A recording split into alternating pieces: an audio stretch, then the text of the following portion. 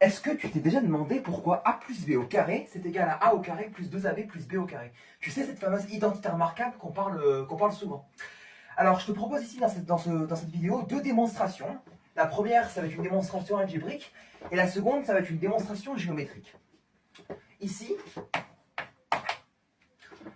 pour démontrer cette formule algébriquement, on va dire que A plus B au carré, c'est égal à A plus B facteur de A plus B,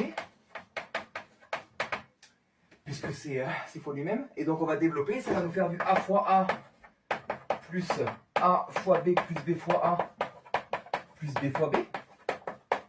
Ici on va développer chacun des termes. Et donc du coup ça va nous faire du A au carré plus AB plus AB, parce que BA c'est pareil que AB c'est commutatif, plus B carré. Et donc là ici on obtient deux fois la même quantité ici, qu'on peut factoriser par AB, donc ça nous fait ça fait A au carré plus AB facteur de 1 plus 1 plus B au carré, si on veut. Et donc ça va nous faire A au carré plus 2AB plus B au carré. Voilà comment on a démontré que A plus B au carré, ça faisait ça. Maintenant, on va essayer de le démontrer avec un carré. Puisque en fait, le carré de A plus B, ça correspond à l'aire d'un carré de côté A plus B.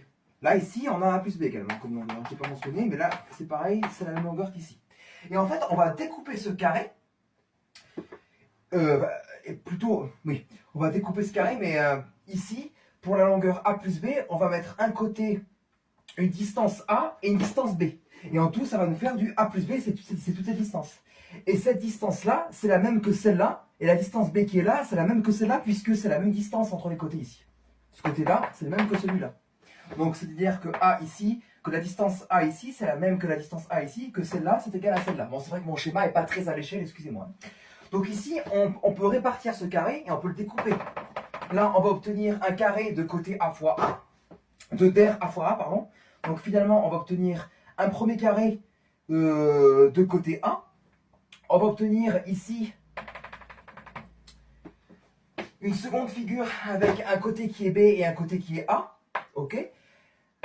Une seconde figure avec un côté qui est A ici et un côté qui est B. Et celle-là avec un côté qui est B et un côté qui est B. Donc finalement, l'aire intégrale du carré, c'est l'aire ici de chacune des parties du carré. Et donc finalement, c'est-à-dire que l'aire intégrale de ça, l'aire du carré, ça va être égal à l'aire de ça qui est égal à A fois A, c'est-à-dire A au carré, plus l'aire de ça qui fait B fois A, et donc qui fait AB. Ça correspond en fait à l'aire d'un rectangle, si on veut. Plus l'aire de ce bloc-là qui fait A fois B.